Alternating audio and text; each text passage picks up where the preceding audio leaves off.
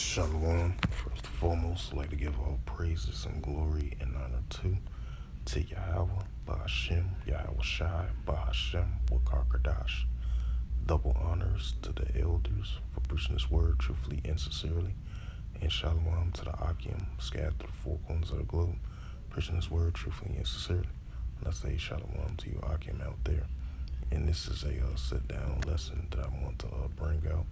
This is a news article from WallStreetJournal.com, and this was published by Chesley Donnelly and Evan Gorshkovic and Victoria Semvoliskaya, if I pronounce those names right. Published by them from the Wall Street Journal as of February 28th. 2023 at 5:30 a.m. Eastern Standard Time, and it reads, Russia turns to China's Yuan in efforts to ditch the dollar. And keep this in mind too, while the alliance are increasing more and more between Russia and China, now you have these two countries that are alliance with one another. Now they are turning away on depending on the U.S. dollar and the euro dollar as well too. Moscow has just in long-standing concerns about giving China too much leverage over its economy. Moscow economy restricted from Western financial networks and the U.S. dollar, and along with the economic sanctions, has embraced a bargaining alternative. And I believe it was an article about a couple of weeks ago that some other nations that followed the lead of Russia for other alternative of currency, I believe. I believe it's from Swift or Central Bank or something like that. So I remember I did a lesson on that as well too. And I just want to add a note to that as well too. It says energy exports are increasingly getting paid in Yuan. Russia sovereign wealth funds a war chest to support government spending burdened by battlefield costs in Ukraine is using the Chinese currency to store its oil riches. Russian companies have borrowed in Yuan, also known as the renminbi, and households are stashing savings in it. And it says the Chinese currency rise in size. Russia-depending ties between the two countries have long rivaled each other for global influence, but have grown closer. Many shares this content with the West. It also serves China's long-standing but mostly frustrated campaign to make the yuan a more prominent feature of the global finance and commerce. Moscow has jetted the concern about giving China too much leverage over its economy, said Alexander Gilbov, a senior fellow at the Carnegie Endowment for International Peace. Now it's the only rational choice for Russia and for Putin, Mr. Gabli said. If depending on the renminbi is the lifeline that helps you to be less exposed and less dependent on hostile currency, then you take this route.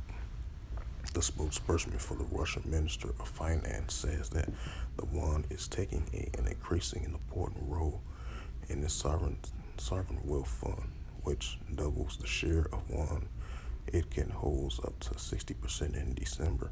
The ministry started selling yen in January to plug its widened budget deficit. This is a composing of Russia's central bank reserve as of June 2021. And that's the data statistics. Euro was up top, gold, then US dollar, yuan, and the other, and UK pound. It says the shares of Russian export paid for in Yuan rose to 14% by September, according to data from the central bank. That is up to that is up from 0.4% before the start of the war. A spokesperson for China's central bank didn't respond to a request for comment. Russia began cutting its dependence on the dollar in 2014 after its actions of Crimea. By 2018, the U.S. imposed an additional economic sanctions. The country begins to sell its holdings of the U.S. Treasury bonds and explore trades in rupees and other currencies. The D, D, the de-dollarization went into overdrive and widened to including the euro last year. Western countries freeze some 300 billion of Russian foreign reserves and ban some of its banks from the SWIFT message system that unprints most global payments in response to Russia's invasion of Ukraine. Russians don't face an outright ban on using dollar or euros, and non-sanctioned banks continues to do business in foreign currencies. Booming trade between Russia and China, adding to the yen appeal. China has become a major buyer of Russia's oil that is some by the West, while Russia has grown more depending on China's for semiconductors and other technology. And it says Russian companies also turn to the Yuan and issue bonds in the Chinese currency, worth the equivalent of more than 7 billion last year, according to the reunifiting data. In recent weeks, the Yuan rupee was often the most traded currency pair on the Moscow exchange based on a daily volume. And it says, I'm only going to read all the rest of that, but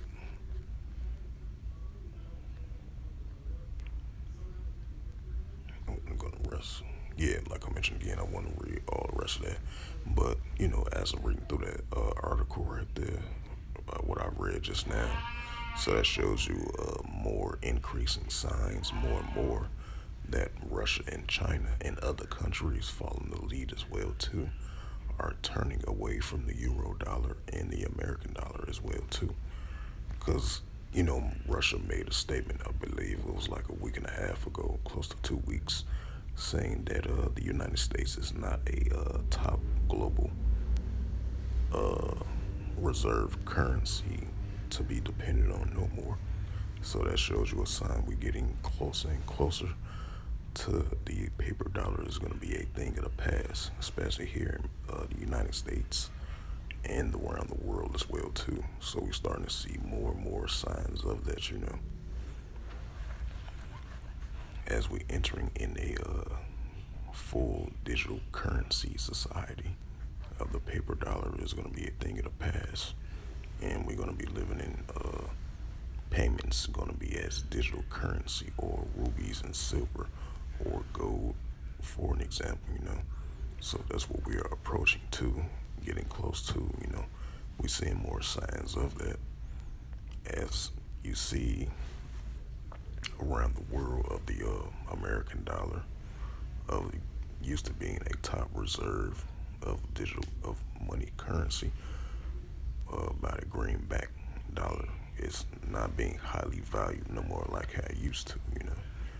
So as you see this latest news article right here, as Russia turns to China's yuan in efforts to ditch the dollar.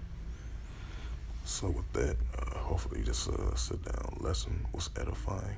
I would like to give all praises and glory and honor to Yahweh, Ba'ashem, Yahweh Shai, Ba'ashem, Wakakadash.